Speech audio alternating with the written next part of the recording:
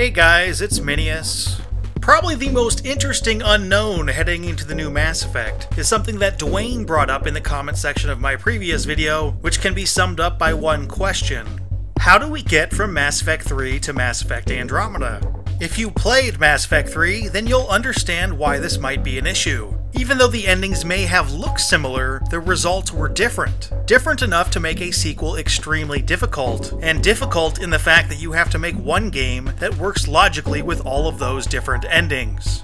I've already got a few related videos to this topic up already, but I thought that I'd take the time to go over all of the options that Mass Effect Andromeda has to deal with this problem. And I'm sure you'll agree that some of these options are far less appealing than others, but let's start with the good ones. The first thing they could do is have all of the characters, or the ancestors of all the characters, leave the Milky Way for the Andromeda Galaxy before any of the major things from Mass Effect 3 takes place, bypassing any potential conflicts with the different endings. I've already done an entire video on this, so if you want to see me elaborate further on this option, you can click on the link. But this is my favorite option. I think it makes sense for people to try to run from the Reapers. I like the dynamic it could add in that the people who fled might seriously believe they are the last of their kind. Again, if you want to see more, check out my early exit theory video. You better. Perhaps the option that's getting the most play for dealing with these different endings is moving the start of the new game, or at least the point of exit from the Milky Way to Andromeda, far into the future. The time frame I've seen thrown around most is about 500 years after the end of Mass Effect 3. The idea here is that any event, no matter how important, becomes less impactful after a long period of time. Now, I would think you'd need more than 500 years to not feel the impact of a massive Reaper invasion, but the overall concept of using a large period of time in between Mass Effect 3 and Mass Effect Andromeda is solid. At the very least, that would give time for each of the varied endings to come back to some near central point that you could launch the next game from. Aside from cold logic, one snippet from the N7-Day trailer might support this idea, and that's the ship they showed towards the end. This ship doesn't look like anything we've seen in the Mass Effect universe before, and that could indicate that it was made at least 500 years down the line. It appears, though, that something else from the 2015 E3 trailer conflicts with that, in that this gun is pretty much the M6 Carnifex, and that would indicate that not much time at all has passed since the Reapers came in. But I'm looking at this from a biased standpoint. And that's because sometimes technology goes backwards. It's easy to forget about that living today where technology increases in sophistication at a torrid pace and has done so for something close to 500 straight years, but that hasn't always been the case. And it's a real possibility that sometime in the future, the world will be less technologically sophisticated than it is now. Well, this must be a mistake. What if our sun had a gigantic solar storm? Which actually happens all the time.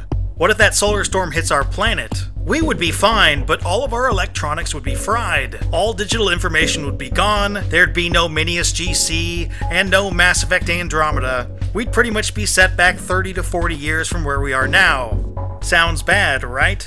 Now what if a giant race of trash-talking machines came in and destroyed everything and everyone they could? And that's exactly what the Reapers did. They came in and not only killed a huge percent of the population, but probably smashed up a lot of our collected technological knowledge. How many years would it take to fully recover from something like that? 500 years? More? Technology too might redevelop in different ways, meaning you could get a ship that looks like this, while people are just rediscovering the technology of the M6 Carnifex. So putting the time that people leave the Milky Way for the Andromeda Galaxy either before the conclusion of Mass Effect 3, or a long time after the conclusion of Mass Effect 3, are the two best options for keeping up the continuity. Either would work for me, but there are more ways to deal with this problem. A third option is something that Dwayne also mentioned, and I'll call it the Infamous route. I don't care what you'd call it. Now, if you haven't played the Infamous series, don't worry, I'm not going to ruin it, but all you really need to know is that Infamous 2 ended in two distinct and wildly different ways. Those two endings were so different that in order to make the sequel, Infamous Second Son, they had to pick one and say this is what happened. And the people making Mass Effect Andromeda could do just that. Tell people this ending is the real ending and build a new game off of that timeline. Personally, I don't really like this option for Mass Effect because it sort of tells people that whatever they did in their playthrough doesn't actually matter. To me, that's problematic, but this is an option to dealing with continuity in the series. The fourth option is some kind of hybrid sequel reboot. I know, sounds monstrous, but a reboot or, quote, new interpretation of Mass Effect would deal with all the continuity issues. I should point out, though, that if they were doing the reboot option, they probably would have said so already, and I'm guessing that anticipation for this new game would plummet. I don't really need to go on. I seriously doubt fans of the series would support the reboot option, and I'm pretty confident that the people making the game know that.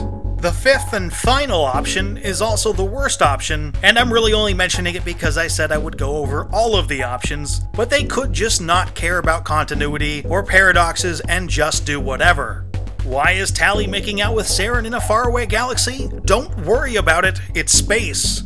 Who cares that Saren is dead? Who cares that Tali would probably die if she made out with anybody?